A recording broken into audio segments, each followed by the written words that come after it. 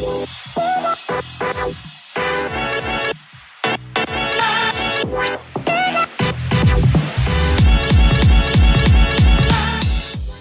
thanks for taking the time to listen to this podcast.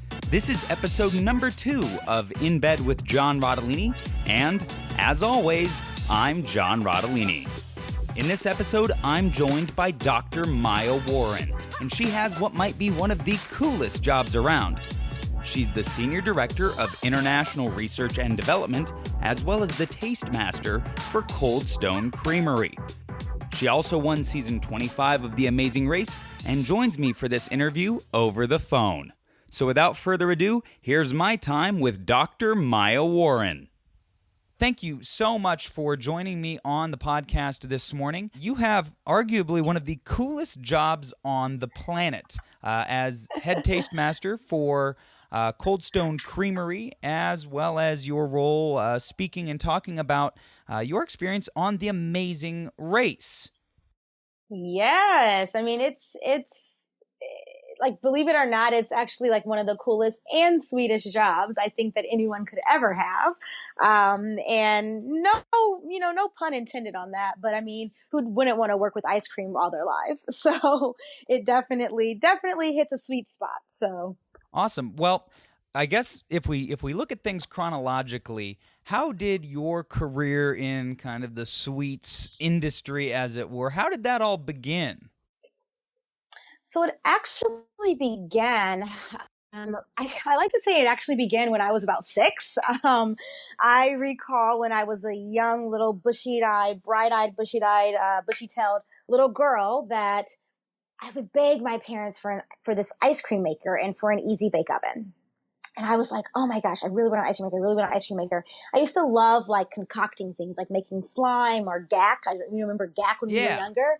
So making that kind of stuff. And I remember having little chemistry sets. And I also remember begging my parents to take me to go get ice cream up the street. And my siblings actually used to bribe me to ask my parents, because I was the youngest and, the sweetest, I guess, to bribe my parents in getting us to go get ice cream. And so I've always had this sort of fond love for ice cream and for kind of making things in a way.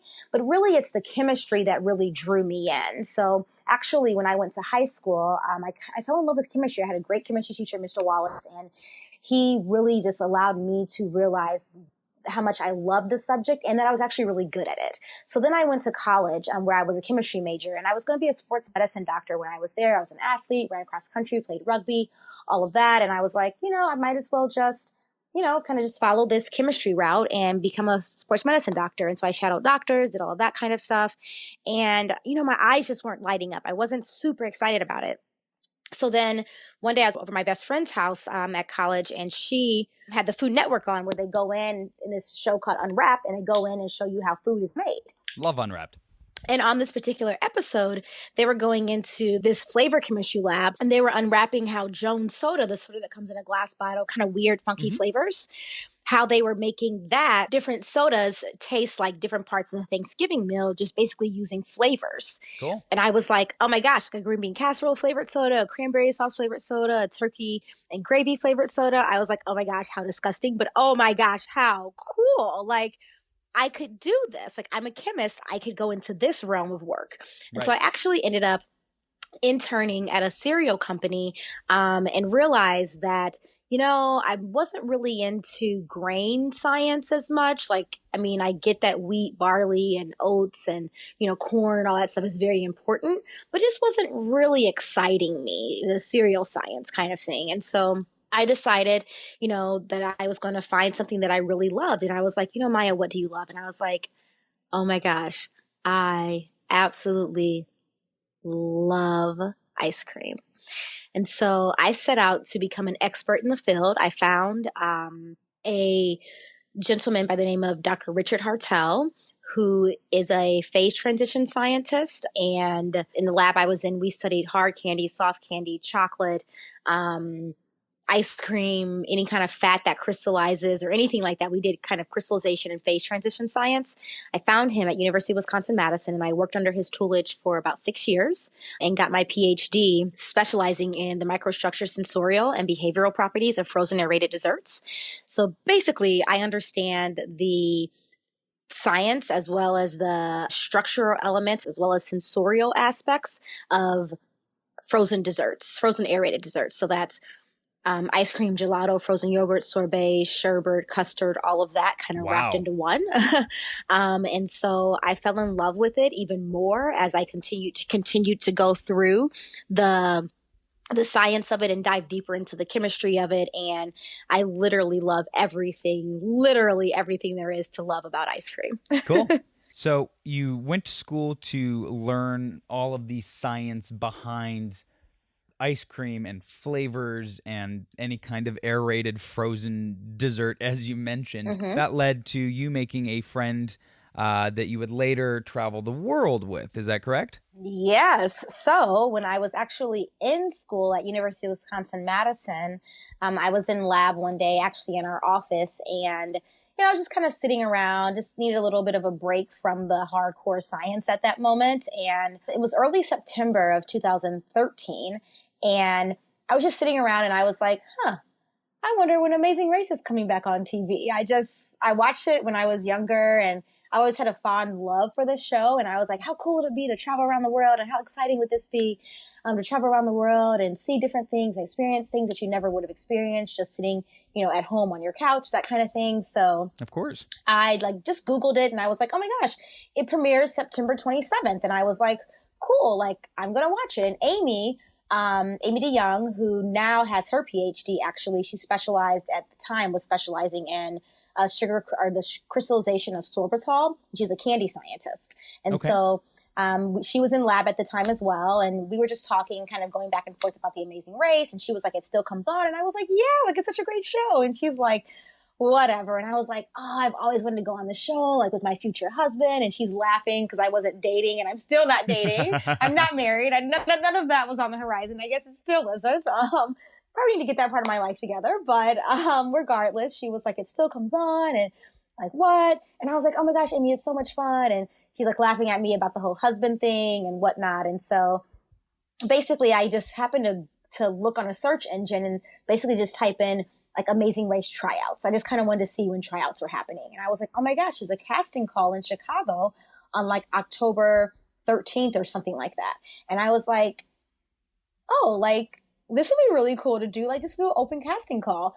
And I was like, Amy, would you do this? How cool would it be to see two food scientists getting their PhDs literally travel around the world? And she was like, she's a little hesitant at first. And I was like, come on, it would be so much fun. So it took a little convincing, but with all that said and done, about a month later, we had set out to go down to Chicago to literally stand in line for about 5 hours to try out for The Amazing Race and an open casting call. And the reason why we had to stay in line for so long, because we actually got there early. We got there at about 5 o'clock in the morning.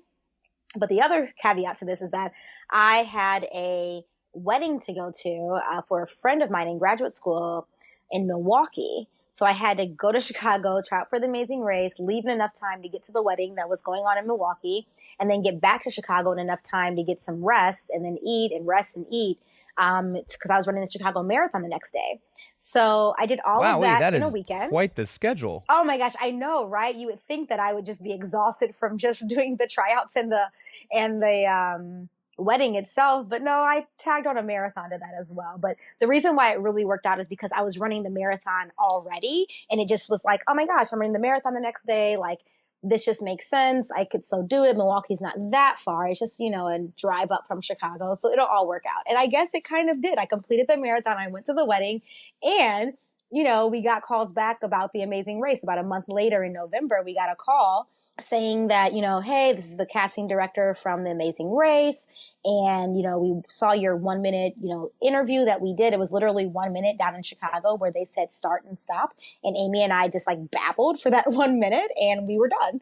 And the lady on the phone was indicating that they really loved what we were doing. They loved the fact that we were getting our PhDs and, thought it was really interesting, and they wanted to learn more about us. So fast forward now to 8 months later and plenty of paperwork filled out, a lot of background checks and lots of interviews going on. We get phone calls and all of that stuff indicating that we're going on the Amazing Race. And I'm literally freaking out. And Amy is like in shock when we get that phone call.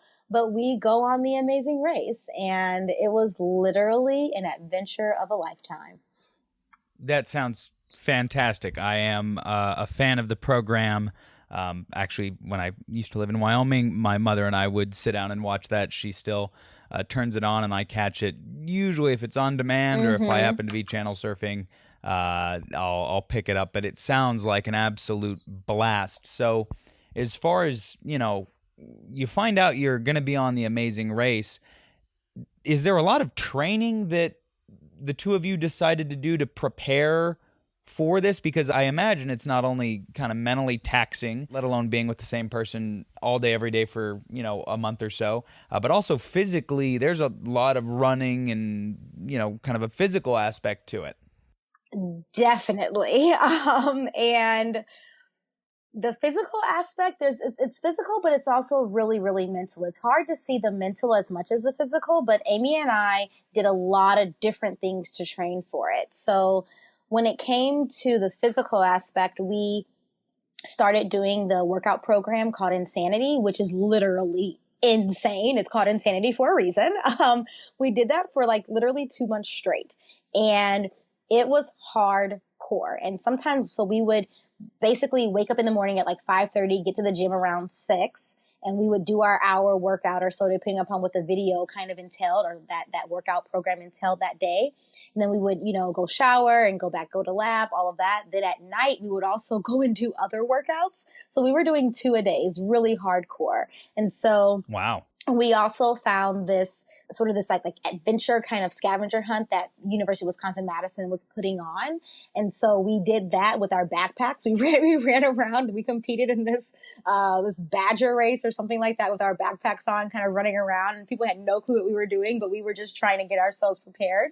We also went orienteering. I taught Amy how to drive stick shift because I drove stick shift. I had a stick shift car at that time, and she didn't know how to. So we would go out and just go to parking lots and go on the street and learn how to drive stick shift, all the way to doing minute to win it games. We studied maps. We did sort of the luminosity, just the things that keep our brain sharp. So we did the time algebra type quizzes where, I don't know if when you were a kid in school, you do like those time tests of like multiplying and adding and all of that. We did those just to keep our brains really sharp and fresh. So it's a ton of prep that has to be done. But the physical aspect was one that Amy and I knew that we had to really, really, really work on.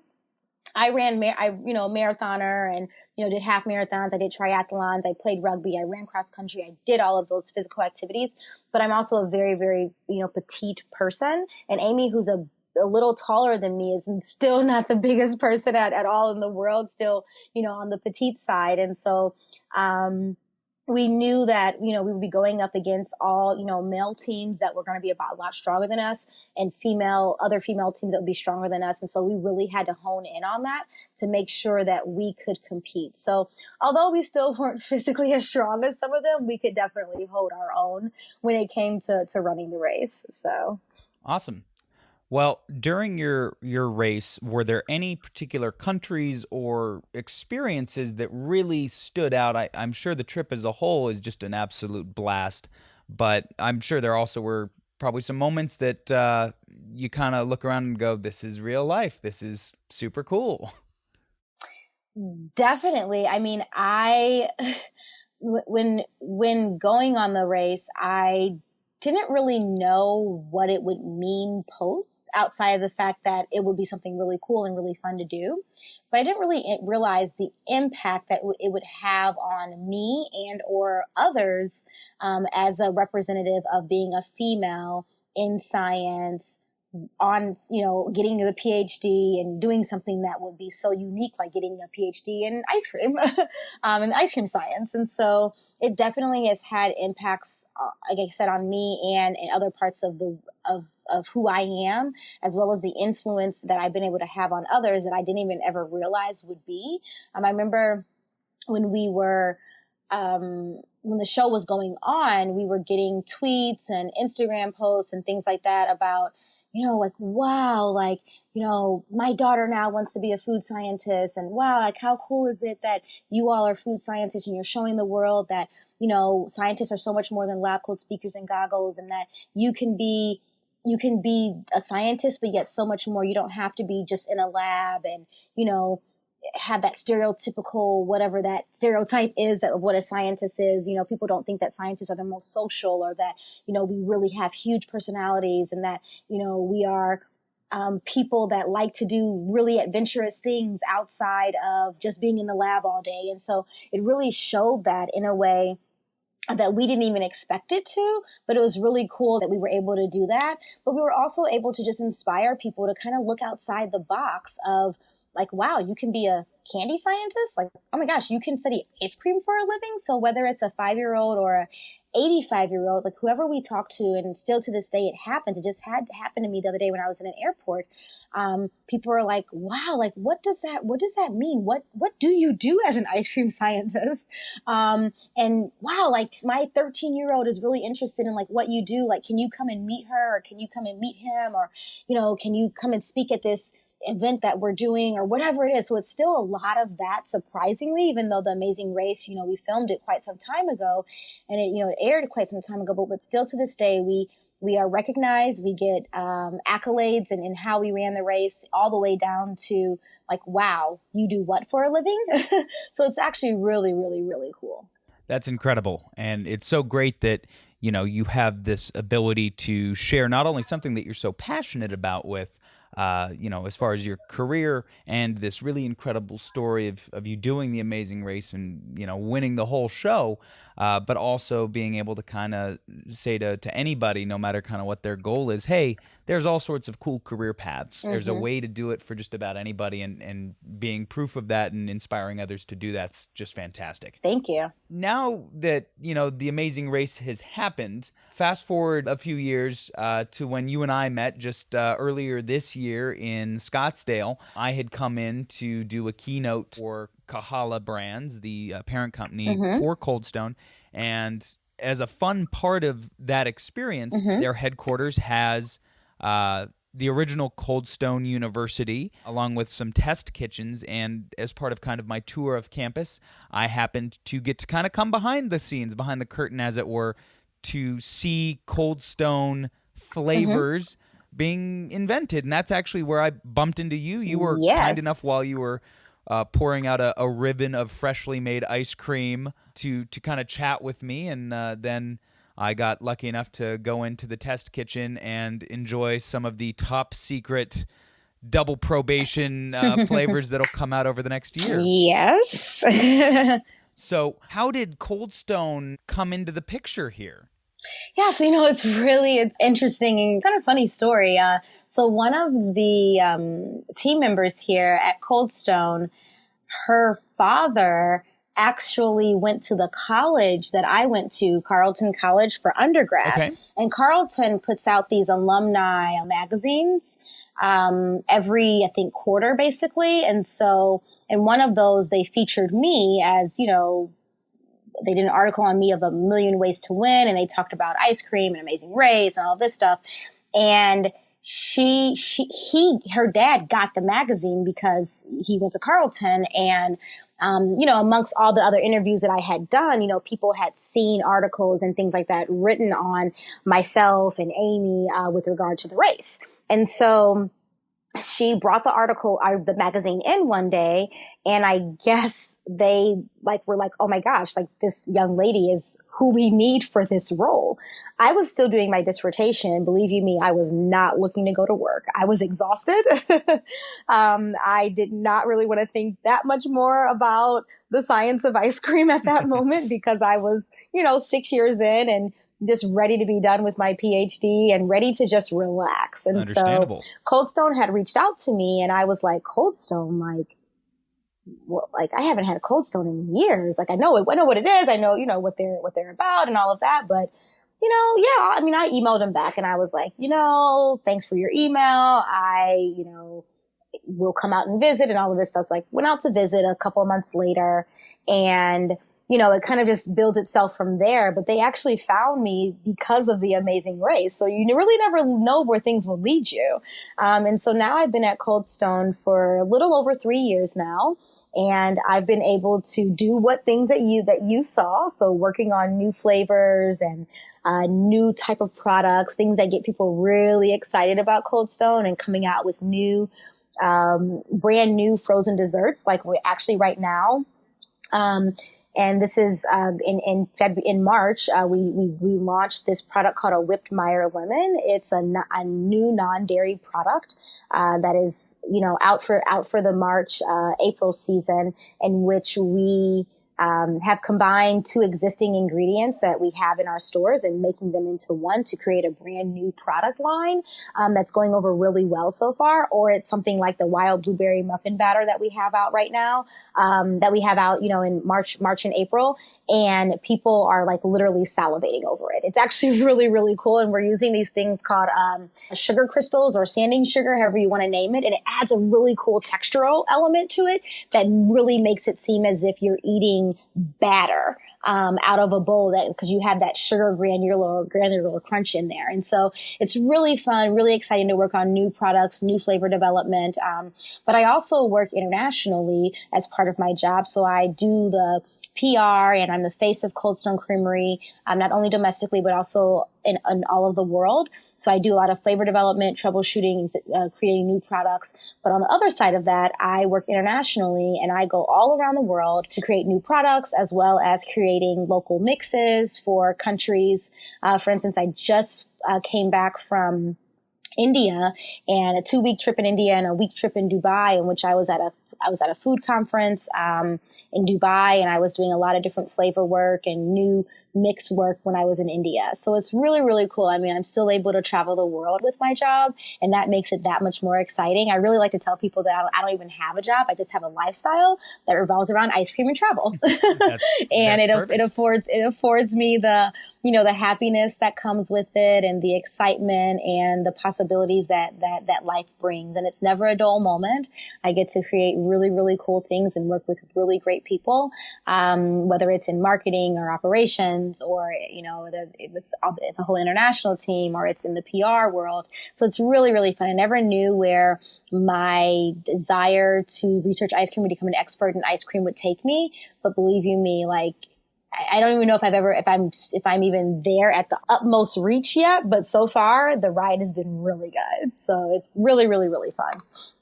It sounds like a very fun ride. And since you mentioned the blueberry muffin batter, that was one of the flavors I got to sample. So now that it's out in the wild, the secret's out. Yes. And I remembered looking at some of the flavors and kind of going, okay, I never would have thought to make that a flavor. And also being at first frankly a little skeptical of, is this really going to taste like a blueberry muffin, or is it just going to be blueberry ice cream? Right. And the minute I had that, it was exactly as you mentioned, this really like muffiny blueberry. I went, wow, this tastes exactly like I'm eating blueberry muffin batter, and had that unique consistency. And I just thought, oh my gosh, the fact that someone can take a flavor that I never would have thought to make into an ice cream, like maybe put ice cream on a muffin, but have it taste so identical to the real thing, was just blowing my mind. And there's some other flavors that I won't mention that'll be out hopefully over the next few months that kind of had the same oh my gosh moment, where either they taste so spot on, or the flavor is just so intense in a good way that, I had a few samples there of, I'll call them more traditional flavors that were part of holiday things and seasonal things that had more flavor punch, even though it's a standard flavor, than any ice cream I had ever had before. So, A, thank you for that. But B, I just think that's super cool. I do have to ask, being a bit of a curious mind, getting to come up with new products, whether it's a new consistency or texture or a new flavor, I imagine that there have been a bunch of hits, and I imagine that there have been some misses or some well-intentioned ideas that just at some point didn't make it past the cutting room floor. Are you able to share any of those epic wins or not so epic flavors? Definitely. I think, for instance, the wild blueberry muffin batter that's out right now is a huge win for us. I also think that the whipped Meyer lemon is another huge win. In December, we had the milk and cookies, which was really fun take on milk and cookies, sort of dipping your cookie in milk. We had that. We combined that with Chips Ahoy. We're branded with the Chips Ahoy product with that. So I definitely think that there's been some really good hits. In addition to our banana bread batter that we had out last fall that were really, really good hits. Internally, we definitely work really hard not to put things out that we don't feel will do well. So some of the not so great products have come in different like ideation kind of brainstorming things or kitchen sessions that we've put on internally. And some of those might be like a smoky chocolate that the smoky element just was not very good with it. It tasted more like almost like an essence of like a liquid smoke and chocolate. And it just was not very good. There's also just been other kind of like fruit combinations that just have not gone over very, very well. And, whether it's doing something kind of wacky, like putting, like Doritos in ice cream or putting barbecue sauce in ice cream. There's just some things that, maybe the general public really won't really, really, really love. But sometimes you just got to try it. So there's definitely been things that have not been super, super successful that we don't necessarily launch. But it's always just really fun to be able to play around with things because you never know what might take off. You never know what might combine together to be a really, really good product. I would love to try like a zucchini bread ice cream. You know what I mean? Like, I don't know how the public will like it, but I think that the whole zucchini bread's I really like it, but I don't know how it would transfer to ice cream, but sometimes you just have to try it and see what kind of elements you can get to shine through to make the product really, really, really delicious. And so that's another really, really fun part of my job is sort of deciphering how do we do that and being able to make sure that we do it in a way that people, whether they're in California, Idaho, New York, down in Florida, wherever you might be located, that you're going to love the ice cream. And so it comes down to a lot of brainstorming, a lot of trial and error and trying to find the right product. And we work closely with our vendors on that. And we also do, dining options where we might go to a fine dining restaurant or we go to, your little kind of hole in the wall restaurant that, might have some really, really unique flavors that we should try. Because that's where the really cool things are kind of popping up is in some of those smaller, kind of mom and pop shop places where you can kind of take ideas from there and then transfer it into the mainstream ice cream world. So it's really, really fun. It sounds like you've got an incredible adventure that has led from the Amazing Race into your current position with Cold Stone, but having this kind of flavor adventure all over the world.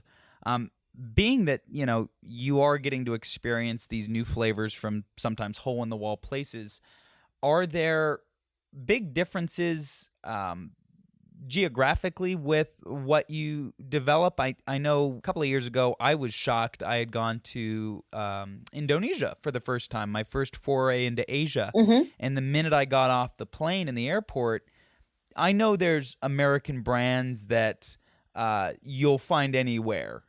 McDonald's, General Motors, that kind of thing. And to be in the airport, and immediately be greeted with a Cold Stone brought such a smile to my face. Mm-hmm. Is there a pretty big difference between those various cultural brands or identities that you work with? Yes, in terms of maybe flavors, but in terms of ice cream, our ice cream around the world, regardless if you are in the airport in Indonesia or you're in Egypt or you're in India, wherever you might be in the world, where we have Cold Stone now, and we're actually in about 33, 34 countries, which is really exciting. But regardless of where you are, our ice cream is still super premium, 14% milk fat. It's really rich, really indulgent. But in terms of flavors, that's where we might differ. So for instance, like in Taiwan, tea is very, very popular. A lot of tea grows there. I mean, it's a big capital for tea in the world. And so they have a lot of tea inspired flavors that are really, really, really good. And in Kenya, they'll have flavors inspired more so from some of their cultural preferences, as well as, in Egypt, I've had mastic ice cream. I've had, rose and just in India, I've had rose faluda, ice cream, which is not mainstream in the US yet, but I think we'll start seeing a lot of flavors like these come over into the US, because the more and more that we become that much more of a cultural melting pot, the more and more people are interested in trying things that are outside of the norm of whatever the norm of the American palate is. So yes, I mean, whether I'm in Japan and I see like a black sesame ice cream or anything like that, or if I'm in the Philippines and I see a ube type product, or if I'm in, Dubai and I see things from all over the world, because that's just another huge melting pot of people. I definitely see different types of flavors and things like that. But in general, in terms of the quality of our ice cream product and all of that, that is pretty much standard across the board. Very cool. So when it comes to making flavors, let's say you are about to get started on avocado toast, since that is a popular thing now. Yes. What's your average life cycle, whether it's coming up with that successful product, or is it a pretty quick run to figure out, hey, this is just not gonna work the way we want it to? And then if it is successful, how long does that take from maybe being an idea on a whiteboard or on a notepad to being in-store shelves? Definitely. That's such a great question.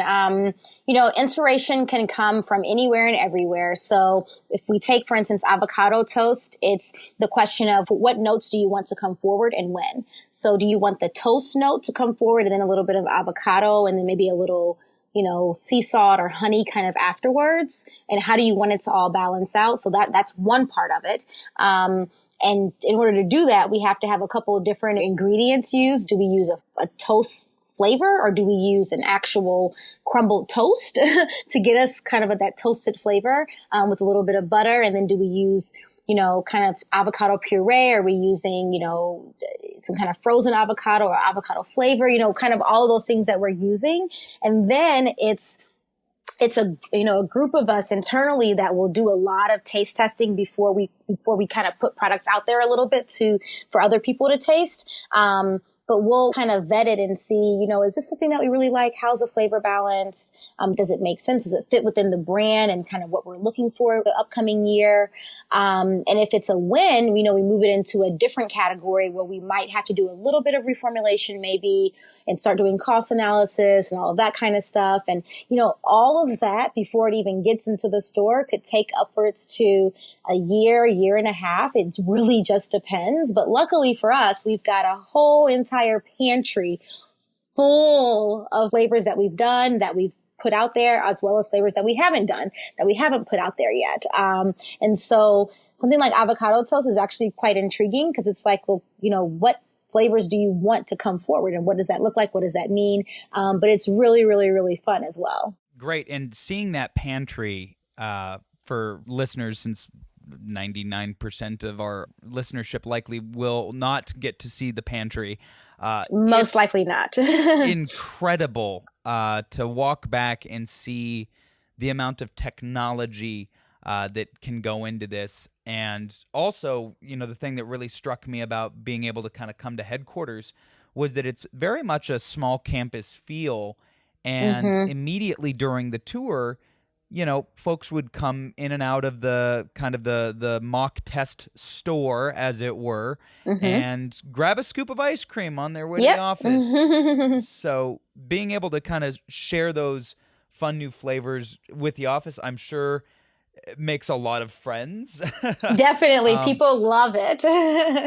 I am very much, anytime anyone wants to have me back there, I will Your game, sprint. right? But I'm also sure, that you get probably a few. Is there like a request board or a bin that people say, hey, could we look at doing, this kind of flavor? There's not necessarily a set board or a bin, but people always are coming to us with new ideas, new things that they may have had elsewhere. But people send emails often saying like, hey, have you ever thought about this? Or, let me know if you ever make this, or, I'd love to be able to try something like this.